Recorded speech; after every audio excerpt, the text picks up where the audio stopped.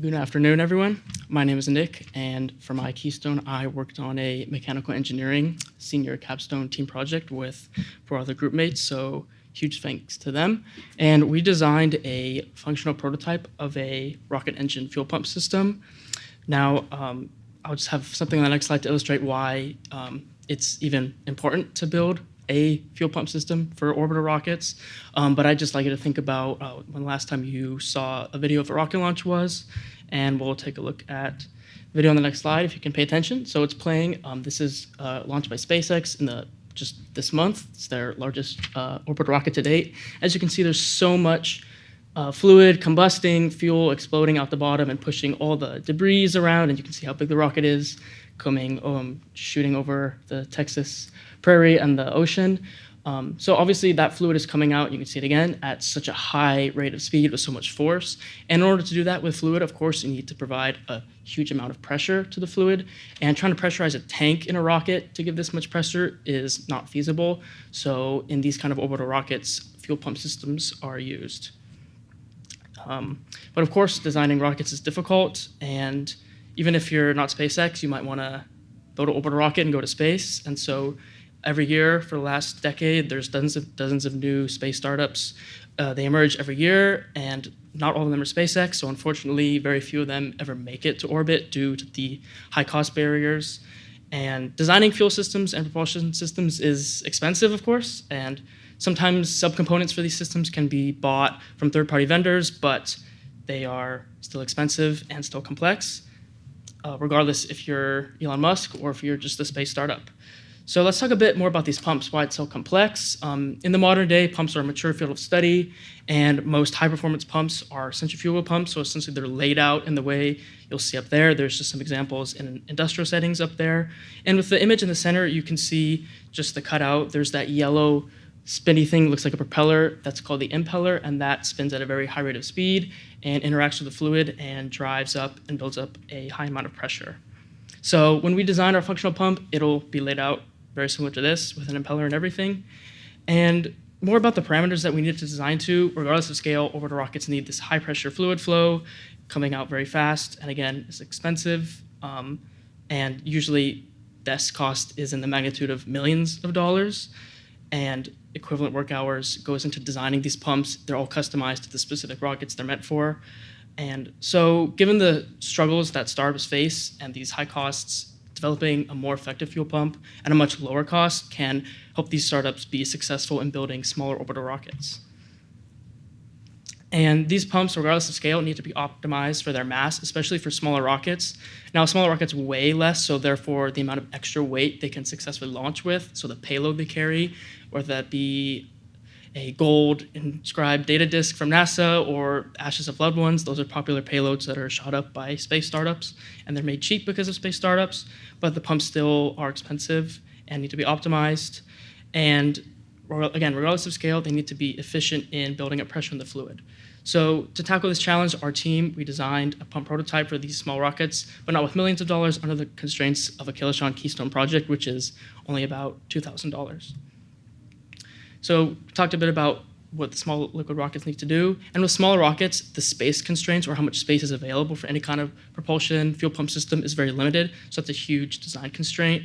Because of this, electric power-driven machinery is the best option for these pumps. And when we started to figure out how we're going to make this pump using fluid dynamics equations and pump literature using textbooks, we found that a pump that would work for our design constraints would spin at 85,000 RPM. For context, if your car was going 200 miles per hour, your wheels would only spin at 3,000 RPM. So this is a lot of energy going to the pump, and it's going to be hard to design something like this. So when we were starting our design process, we used principles of fluid dynamics and a lot of design literature like this book you can see, just all about designing centrifugal pumps, because a lot of equations and experimentally derived efficiency parameters. So using all these equations, we eventually decided to build a model of the pump that was 2 times larger than we actually intended, because it would spin at much lower RPM. It'd be easier to test it for efficiency. And we can validate all these sizes and the shape of the components using numerical simulation software, as well as implementing those equations from these textbooks. That's how we validated, do we make it 2 times larger or 4 times larger?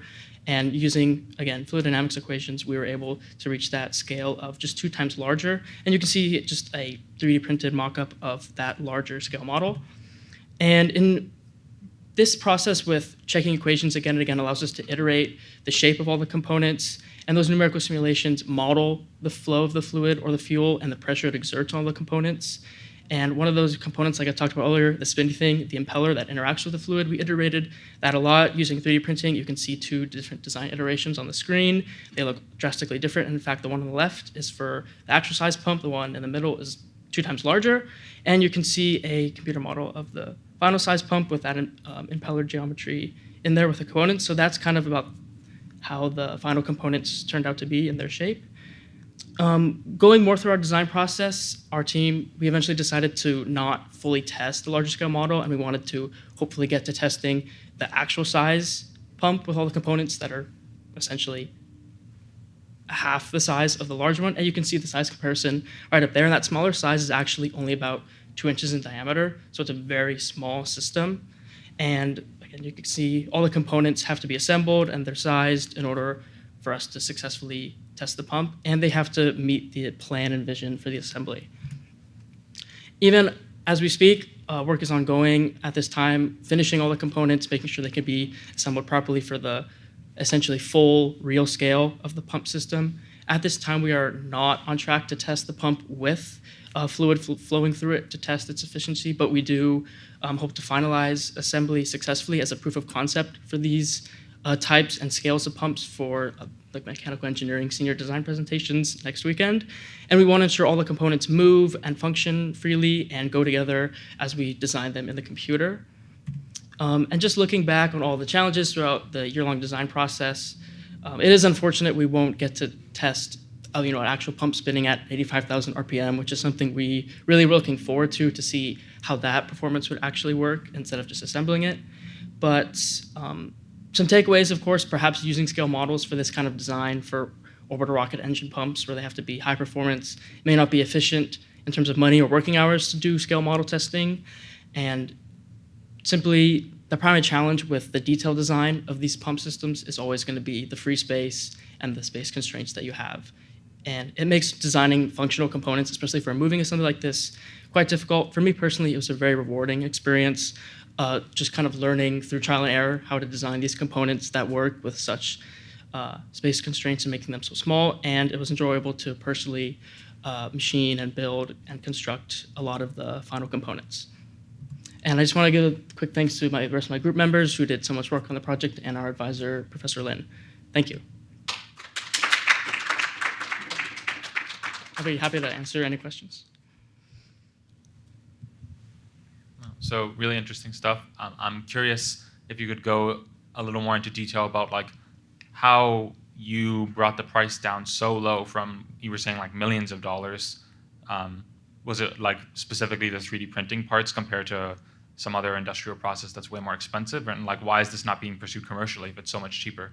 Sure, that's a really good question, and a lot goes into that. I was highlighting that the budget is obviously constrained by the money we're given by Kilachand, but also mechanical engineering has a budget, but it's not at the same magnitude per project as Kilachand, so the Kilachand budget helped.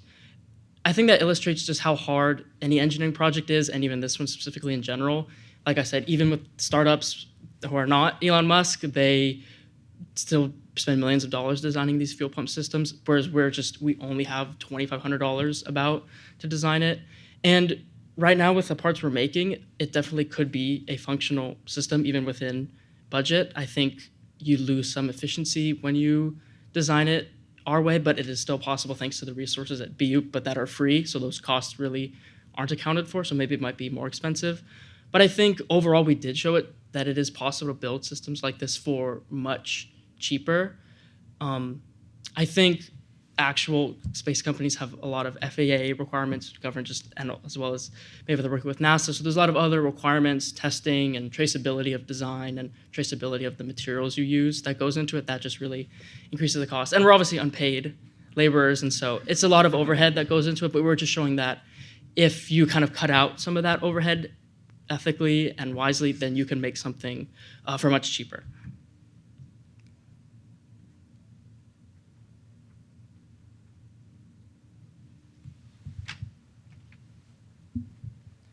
Yeah, I had a quick question about the interface between this really quickly spinning impeller. It's going 83,000 RPM, you said, and then somehow there's the stationary housing around it.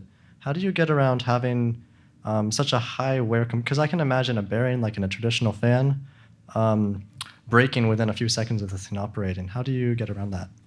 I think, and speaking specifically to that question, that can really, as you know, increase the design costs when you have to make parts to a very specific dimensional like range. They can't vary in their dimension so much. And so we had very tight clearances, so there's free space between all of the sides of the impeller, which you're speaking about, particularly the part that's spinning. So there was clearance between that. It's very tight, and if it were to be functional and you would trust maybe an astronaut or something, or a very valuable scientific payload, then yes, you would manufacture the components very expensively, but they're very accurate in their dimensions, so you can have the clearances that we designed for. So it's, yeah, again, a matter of cost and how much you want to put into the clearances and dimensional accuracy. But yes, that's why we designed it with clearance. It's pretty much the way we would do it. Thanks, Nick. That was great. I was wondering a little bit about, excuse me, if the community agrees on the best materials to make these parts. I was just thinking that the heat there must be significant, and obviously you don't want heat in the wrong place with rocket fuel. Yeah, awesome question. I'm glad you asked. And interestingly enough, more about cost, and I think we find that cost is so intertwined in engineering. Usually these pump systems are pretty much one use only. By the end of your flight or your burn time for your engine, you might not want to use them anymore, and that keeps the cost of the pump systems down. For example, the impeller that we iterated they're all just 3D printed. You would never use a 3D printed impeller in a rocket. And pretty much, but all the other components are metal, and they can essentially withstand the conditions it's under. But yes, and then heat from other sources is another problem that you have to design for when you're actually putting this into an orbital rocket. So yes, and those are all other exterior considerations when you go to put this system and integrate it into an orbital rocket. All right, thank you very much.